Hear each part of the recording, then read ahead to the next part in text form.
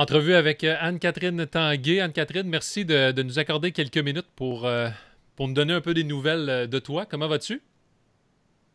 Ça va bien, ça va bien. Merci de me recevoir. Je suis contente qu'on se parle, qu'on se donne des nouvelles aussi. La dernière fois qu'on a eu la chance de se parler, c'était dans le cadre de l'émission de télé au 19e. C'était début 2019. L'impression qu'il s'est passé 5 ans depuis. Beaucoup de changements et le plus beau titre que tu puisses avoir, celui de maman. Comment est la vie depuis l'arrivée de Livia? Ah, c'est vraiment, tout est beau, je te dirais. Ça va super bien. On a un bon petit bébé, puis tout a bien été. Mais c'est sûr que là, on vient de recommencer, j'ai recommencé l'entraînement, donc on s'adapte à notre nouvelle vie. Pas évident, là, évidemment, comme tu le mentionnes, adaptation. Avant de parler du présent, je veux faire un retour en arrière, si tu me permets, Anne-Catherine. Tu as annoncé que tu prenais une pause du golf fin 2019, année sabbatique. Tu voulais donner du repos à ton corps, réévaluer tes priorités. Comment tu te sentais physiquement et mentalement après cette décision? Je te dirais, avant la décision, c'est sûr que j'étais complètement à bout de souffle, là, tu sais, mentalement, physiquement. Mon corps, il suivait plus vraiment. Puis c'est ça, puis j'étais juste épuisée là, d'être sur la route. C'était extrêmement difficile. J'avais besoin d'être plus près de ma famille, puis à la maison aussi. Donc, tu sais, c'est un mix de raisons qui ont fait que j'avais décidé de prendre une année sabbatique, un petit peu une année médicale pour pouvoir recharger mes batteries un peu. Puis, ça a été un gros soulagement. Puis, il y a plusieurs choses qui ont tombé en place, mais je suis contente d'être de retour, là. Il y a eu Livia, la pandémie, il y a des choses qui ont changé. Comment, avec tout ça, comment le goût de rejouer est revenu?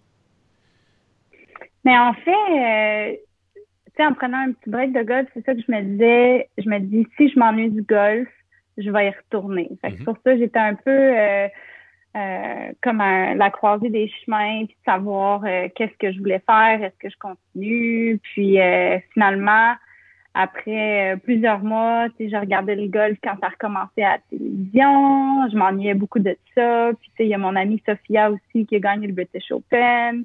Euh, Puis c'est ça. Fait que finalement, je pense que c'est le thrill de la compétition. C'est vraiment ça qui me manquait là-dedans.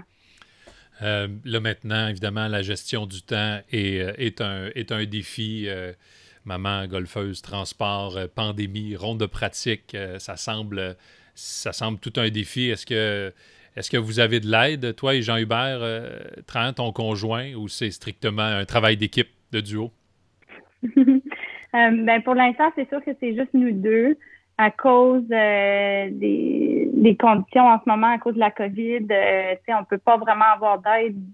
Il y a personne qui peut voyager avec nous du Canada, puis les restrictions de quarantaine, Mhm. ça pourrait pas être possible. Donc, pour l'instant, c'est juste nous deux. Les tournois de Symetra, dans le fond, ce qu'on prévoit, ça va être Jean-Hubert va s'occuper de la petite, puis moi, je vais pousser mon sac. Puis sur la LPGA, on est un petit peu plus chanceux parce qu'ils ont un daycare, donc une garderie pour les joueuses, qu'on peut aller porter nos enfants pendant qu'on joue. Fait que c'est ça. Fait que j'ai hâte de pouvoir jouer les tournois LPGA. Puis comme ça, Jean-Hubert va pouvoir être sur mon sac à ce moment-là. Tu avais un statut conditionnel en 2019. Là, avec la pandémie et tout, ça l'a chamboulé certaines choses. Comment va se passer? Est-ce que tu vas avoir un statut pour 2021? Ça va ressembler à quoi? Et peut-être même pour 2022? Là? Oui, ben en fait, à cause de la pandémie, ça a fait que normalement, mon année de maternité, ça a arrêté 2020, mais ils m'ont offert l'option, dans le fond, de repousser ça à 2021. Puis, dans le fond, mon année de maternité, un peu ce que ça veut dire, c'est que je garde mon statut conditionnel sur la LPGA en 2021 et aussi en 2022. Donc, ça donne un espèce de 2 ans pour revenir. Donc cette année, en fait, j'ai vraiment rien à perdre là. Je peux jouer puis juste améliorer mon statut. Dans le fond, l'année prochaine, en 2022, quand je recommence, je vais conserver le même statut que j'ai en ce moment. Donc, c'est ça, c'est un statut conditionnel. Puis ça va me donner accès à, c'est dur à dire, mais peut-être de 5 à 10 tournois LPGA. OK. Et là, en espérant plus. ouais. Là, évidemment, retour au jeu. 2 tournois de fait, mais avant de parler de ces 2 derniers tournois sur le circuit Symetra, comment la préparation était, l'élan, comment tu te sentais avec ton élan de golf?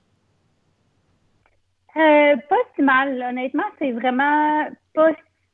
pas aussi pire que ce que je pensais que ça allait être. Ça a été relativement mieux, le retour à l'entraînement que je pensais. Puis je pense que c'est surtout grâce à tout mon bagage, puis l'expérience que j'ai, tu sais, la connaissance de moi-même, de mon swing. Mais ce qui est le plus difficile, c'est juste le retour, la condition physique, l'endurance. Puis c'est ça, c'est ça qui a été plus difficile. Avant de retourner en compétition, dans le fond, j'ai eu un petit peu plus qu'un mois pour recommencer l'entraînement. Puis c'est sûr que moi, idéalement, je voulais me donner, mettons, un 2 mois. Donc c'était un petit peu plus rapide que je pensais. Mais en tout et pour tout, c'est pas si pire. Tu sais, mon jeu est encore un petit peu rouillé, mon corps, il est pas tout à fait là encore. Mais je veux dire, c'est un processus. C'est un peu d'aller me tremper les pieds puis voir comment ça allait aller aussi. Là. De retourner au jeu, c'est une chose, mais de retourner au jeu en tant que maman, c'est autre, c'est autre chose également. Tu as parlé de rouille. C'est quoi pour toi, par rapport à ton jeu? Est-ce que c'est vraiment sur les sensations jeu court ou c'est juste le fait de pouvoir être sur le tertre, le premier tertre, et d'affronter cette nervosité que ça fait longtemps que tu n'as pas ressenti, là, finalement? C'est vraiment un peu de tout. Puis je parlais aussi avec mon coach Tristan de l'équipe nationale, puis il me parlait que ce qui est le plus difficile à aller rechercher, c'est toutes les routines, les processus mentaux un peu qui se passent. Puis tu sais, c'est de reprendre ce beat-là, reprendre ce pace-là. Donc, tu sais, de faire des pratiques avec beaucoup d'intensité aussi, des routines complètes. Puis sinon, ben pour moi, je dirais que la grosse différence, ça a été vraiment la constance, là, que ça a été plus difficile. Tu sais, je sais que mon corps, il tenait pas tout à fait le coup. Tu sais, ça a été beaucoup de golf. Là. Le premier tournoi, c'était un 4 rondes, plus 2 rondes de pratique. Fait ça 2 semaines de suite. Donc, mon corps a juste vraiment pas tenu le coup. Puis je pense que c'est ça qui était difficile, là. C'était un manque de constance un peu de ce côté-là. En prenant ça en considération, est-ce que tu es satisfaite de tes 2 premières sorties? Tu te donnes une note de combien? Ah, mais oui. Ouais, vraiment, vraiment. Honnêtement, tu sais, c'est un 8 sur 10. Puis, tu sais, juste d'aller faire 2 coupures aussi, c'est vraiment un bonus. Puis, c'est un espèce de drôle de sensation parce que mentalement, je me sens là, je me sens, tu sais, prête à performer. Puis, c'est ça, tu sais, mon corps, ma game n'est pas encore tout à fait au niveau que je suis plus habituée puis que je m'attends un peu, là. Mais non, c'était vraiment le fun de retrouver le thrill puis d'avoir un petit peu de nervosité, d'excitement, là, c'était cool. Sur une note un peu plus légère, tu t'es donné une note de 8 sur 10 sur ton jeu. Je me retourne vers ton conjoint Jean-Hubert Trahan. Il y a un nouveau rôle de papa, cadet. Ton amoureux, lui, tu lui donnes une note de combien depuis le retour au jeu? Ah, lui, je lui donne un 12 sur 10. Il est vraiment bon, puis tu sais, je pense qu'il adore ça aussi, tu sais, de le faire pour moi, puis pour elle, puis tu sais, on sait que dans le fond, notre but, c'est sûr que c'est de retourner sur le circuit de la LPGA, puis ultimement, tu sais, lui, c'est sûr que c'est plus excitant pour lui de venir cader pour moi que de passer la journée avec la petite. Mais il a vraiment bien fait ça, puis on fait vraiment de bonne équipe là aussi, là, c'est toute qu'une gestion là, sur le terrain puis en dehors aussi, mais c'est tout positif. Pour vous donner une idée un peu de c'est quoi la vie de professionnel de golf, je vous invite à suivre Anne-Catherine sur les médias sociaux, notamment sur Instagram. Alors, beaucoup de bagages et de beaux sourires, évidemment, entre les tournois. Je termine, Anne-Catherine, l'entrevue avec un peu un lien. Justement, on s'était parlé en 2019 et Et la question que je t'avais posée à propos de tes objectifs, il y avait deux choses qui m'avaient marqué. C'était big picture et processus avant le résultat. Est-ce que c'est plus facile avec Livia maintenant? Je pense que oui.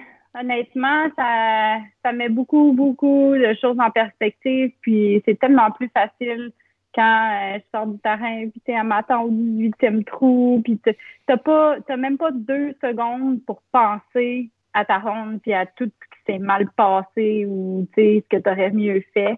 Fait que non, ça te ramène vraiment les deux pieds sur la terre. Anne-Catherine, merci beaucoup pour cette entrevue. On te souhaite le meilleur des succès et au plaisir de se reparler très bientôt au cours de la saison. Ça me fait plaisir. Merci beaucoup.